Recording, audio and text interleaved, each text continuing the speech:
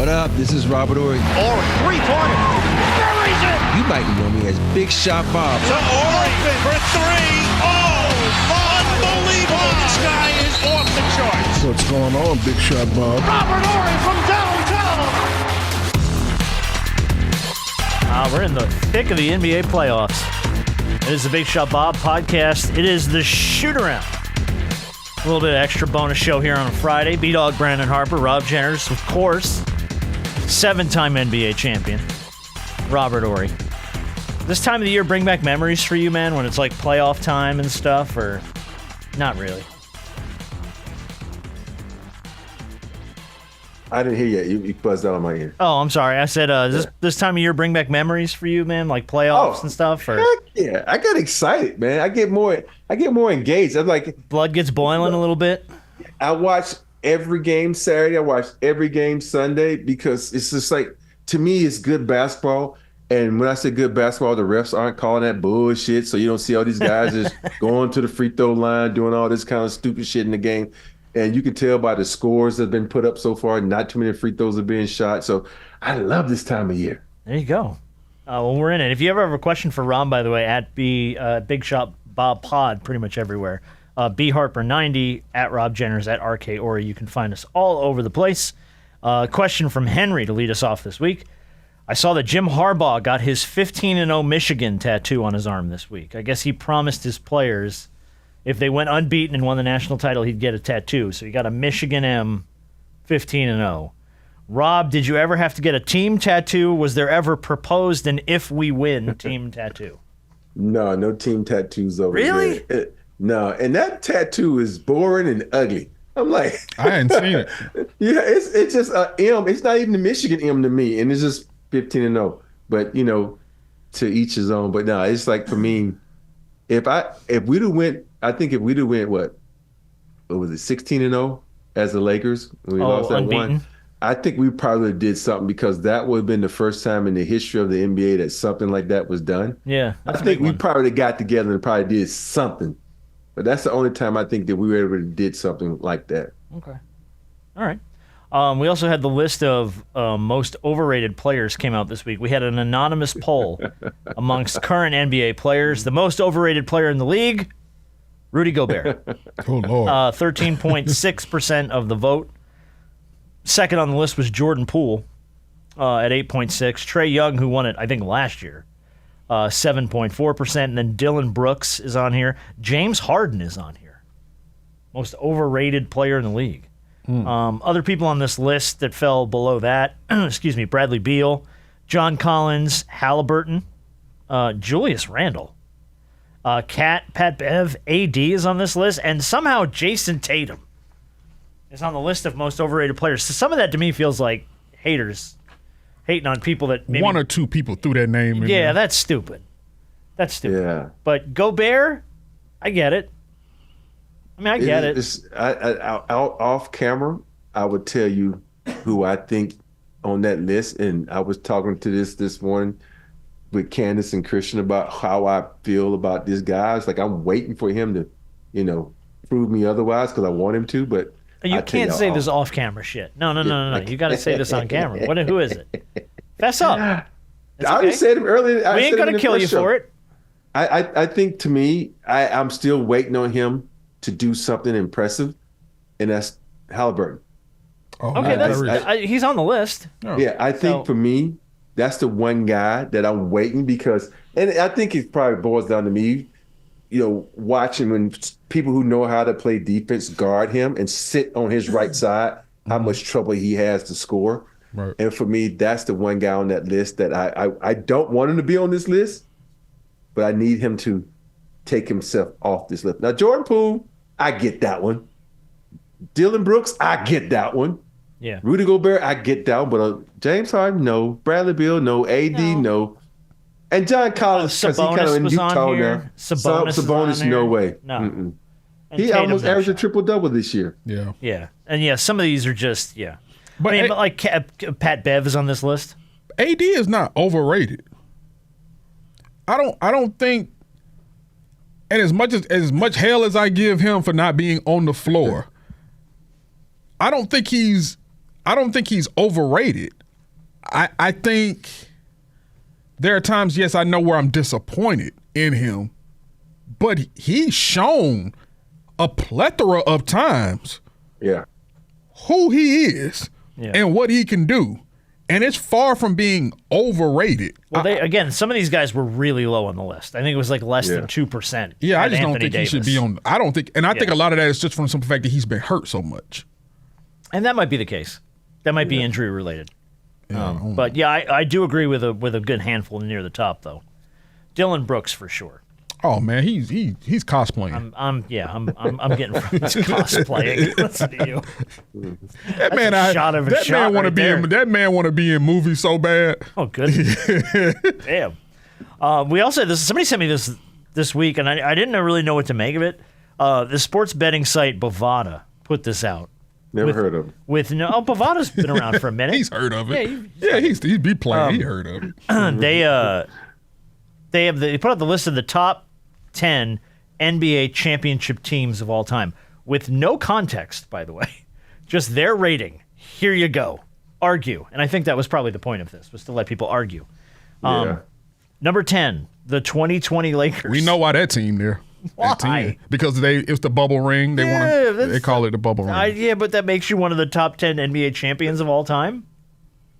I don't know. Oh, sorry. True. Yeah. Not just these are the top NBA championships of all time. Number 9, the 2008 Celtics. Number 8, the 2001 Lakers. That should be way higher on the list. That should be like 1 or 2. I mean, yes. The 87 Lakers at number 7. I don't even remember what was special about the 87 Lakers. That was that Magic, Kareem. Yeah, but they had won. What, 2 or 3 times previously? Yeah, but what was that? What was that? That was record? the Showtime Lakers, I guess. Yeah. I don't remember. The 97 Bulls came in at number 6. I think the 87 was that the year they beat the Celtics, right? Yeah. Yeah. Mm-hmm. 97 Bulls came in at number 6. If I'm not mistaken, were the 97 Bulls No, that was the 96 Bulls that were the 72 and 10. Okay, with the 72 and 10. Yeah, we'll see as we go down this list. Oh, yeah, they're on there at number 2. Yeah, okay. The 2018 Warriors at number 5. And that was the year. That's a KD year. That's KD. Oh, that was the KD that's not year. the 73. That wasn't the 73 and 9. That was the year before. That was the 2017 Warriors. The 1986 Celtics at number 4. Because the 2016 Cavaliers is the one where they beat the they're 73. number 1. They beat the 73 and 9. Yeah. That's the 2012 Heat at number 3. No. I guess because that was the first LeBron, Wade, Bosh title. And then the 96 Bulls at number 2 and the 2016 Cavs were number 1. So I could see the 2016 Cavs being up there. You came back from 3-1. So the Heat lost in 11, won 12 and 13, and lost in 14. So it would have been the first title then with LeBron and Bosh. So I want to know who comprised this list. I don't know, but there's because you think about it, we went 16 and 1, we had 8, and you know who's missing on this list is the Detroit Pistons. 04? It's like when they went, I think they went 16 and 1 too, or 16 or 15 and 1, whatever it was. I don't remember. So this list is so you could take that Celtics team off there, that 2008 Celtics team. You can take that shit off there. Yeah, that was the big 3 year. Yeah, you can take that off. But how does that land in the top 10 all time? Because it was the big 3. And there's no Spurs team on here. Not a single Spurs team made this list, by the way. Y'all won 5. So this list this is a boo-boo list. Yeah, I think so.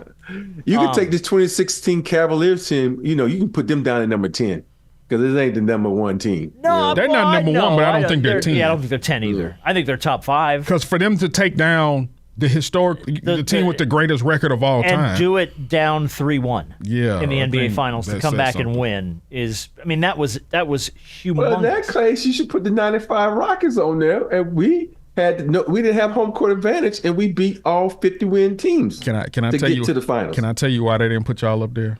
Why? Because there's no Jordan. Jordan was there. You forgot he got beat by Orlando Magic, And everybody's like, yeah, oh. but I mean, he was back like 5.5 minutes. No, man. he wasn't. His shoes weren't even tied yet. He dropped the double nickel on New York, but he wasn't Shoes shaking. weren't even tied. He was wearing 45. Come on, fuck off. He was 23 when he got his ass beat for that.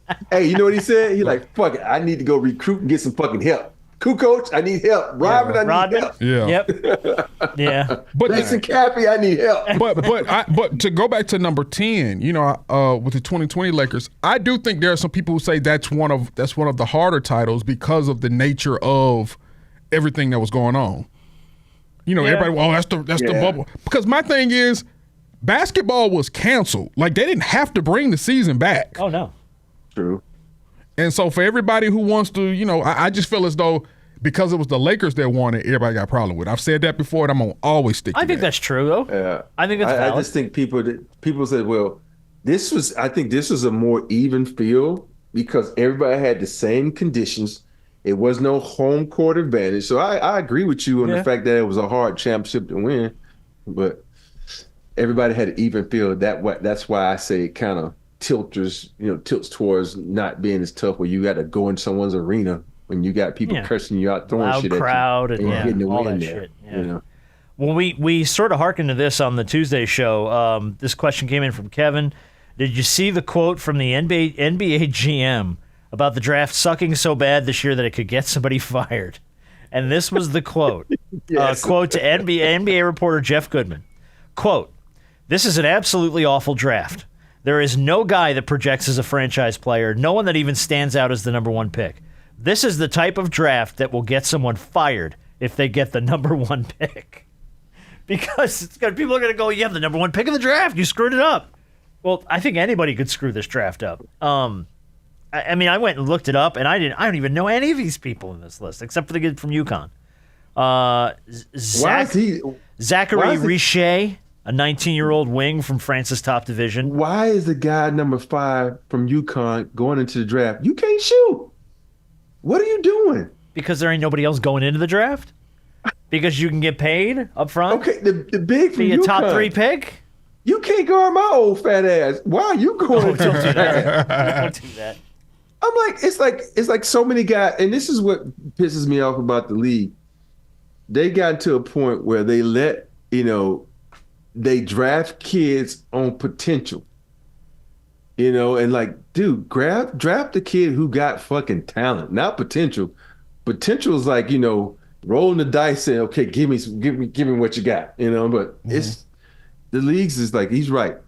I don't think a GM's gonna get fired because there's gonna be like whoever has a lottery to pick. Yeah. There's every lottery pick GM gonna get fired unless you all of a sudden you find a diamond in the rough, like an AR or something that nobody drafted. All of a sudden this motherfucker balling. So it's Right. I've never heard of either of the two kids that they're projecting at 1 and 2. Zachary Richer, however you say this guy's name, the 19-year-old friend, and Alex Starr from Australia. Never heard of either of them. But they're projected to go 1 and 2. So Congratulations. goes to show you how much the draft has got just empty this year. Jason Kelce lost his Super Bowl ring in Chile. This was during a live taping of the New Heights show, the podcast he does with his brother. They were taping at the University of Cincinnati last week. They were doing a what was it called? It was a chili tub scavenger hunt. Mm-hmm. And he's in there overseeing it, and he's got his hands in the chili. There's this huge tub of Skyline chili. And he comes up, no ring. And they have yet to recover his Super Bowl ring. Got lost in the tub of chili. So for starters, why are you wearing a Super Bowl ring in a tub of chili? That's what I want to know. Problem number one. Mm-hmm. Problem number 2, why are you wearing the Super Bowl ring at all? It's a display piece. Now, I can understand if you're going somewhere... Or you're doing an event. And it's making an appearance of some sort. You've got an Eagles event or something. But you shouldn't be wearing that like it's just some regular piece of jewelry. Like it's a wedding ring? Like you wear every day? And even then with your wedding ring, take your wedding ring off. So I have a friend who I adore. I adore this man. He's a good friend of mine. One of my best friends in the world. Was part of the production team for the Atlanta Braves the year we won the World Series. Wears his World Series ring everywhere. And I have mountains of respect for this man, yet it is the most gaudy, ostentatious, braggadocious bullshit I've ever seen in my. I'm like, dude, what are you doing? You're going to get gas. You got your World Series ring on, bro. And may I ask a question? Mm-hmm. Is he actually in the Braves organization? He was the in-stadium host for the Braves. So, like, he is on the big screen all the time during. No, he doesn't do it anymore. But for 15 years, he was the in-stadium host for the Braves. Are we talking about? Oh, I know who you're talking about. Is it? I know him. funny. Yeah. Oh, okay. Yeah. Okay. And I love him. Again, he is a dear friend of mine. He's a good dude. A great dude. Wears that ring everywhere. And I'm like, Really? you're begging for it to get stolen, You get lost. clubbed upside the head. Yeah, somebody's gonna clock your ass. Bro, we live in Atlanta, man.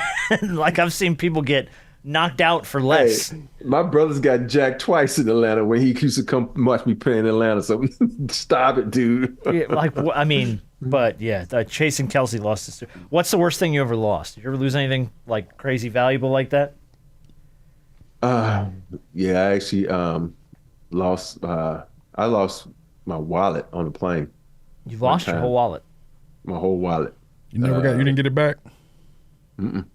Driver's license, credit cards, Jesus. and $2,000 that was in my wallet. By the way, I would much rather lose a piece of jewelry than my wallet Yeah. because that is the most annoying. Like, you have to cancel all these cards. got to go You through got to all get a that. new license. Yeah. Yeah. I mean, what a monstrous pain in the ass. You know, the crazy part is the hardest part was like getting my license was easy because I know my driver license number. And so the hard part was I had this credit card and I didn't have no idea what the fucking number was. It was like, okay, how do I fucking cancel this card? I'm like, shit, it took me 2 days. Yeah, you got to cancel call the card. them, proof Because of ID. they don't answer the phone on Sunday. So I'm like, fuck. I'm like, dude, what can I do? So, yeah. Yeah, that's just it's a tedious process. Yeah. And I left an iPad on and I think for me, I think this is the most heartfelt one. I left an iPad on the plane and it had like all the pictures of my kids in it. You know, that's when everybody was downloading everything to the iPad. That hurt more than losing the $2,000 in the credit cards. Yeah. So, yeah. That sucks. That sucks. All right, last question is from Chris, and we'll wrap up Shoot Around this week. I want you all to get nerdy. How excited are you for the Deadpool and Wolverine now that the amazing R-rated trailer is out? It looks incredible. What do you guys think it's going to be about? I think I'm it's gonna be gonna good. Heart go to first on this. Oh, it ain't gonna cow. take too long. But no, I did see it. It looks good. It looks incredible. It looks incredible. You know, Deadpool is a funny dude. Oh, I love that they've done this with Deadpool. Deadpool is a funny dude. I love it so much. I think they're gonna really do their thing. I'm looking forward to watching it. This movie's going to make a mountain of money. Yeah. I am super excited by it because you know my love affair with the X-Men. Oh, of course. Deadpool is right there, you know. With He's always his- been like X-Men adjacent. Yeah, like he's always kind of yes. like, not He's always there, wanted to there. be an X-Man, you know. So I'm so excited for So this. initially, though, like I remember hearing all the rumors that it was going to be Deadpool kills the Fox universe. Like he was going to go through all these universes and kill off all the old Fox Marvel movies. So like kill off all the old X-Men and all that shit so Marvel can redo it. But what it looks like is happening is instead of killing off all the Fox universes, it looks like they're like pruning them like they did in Loki. Like they're all in the void.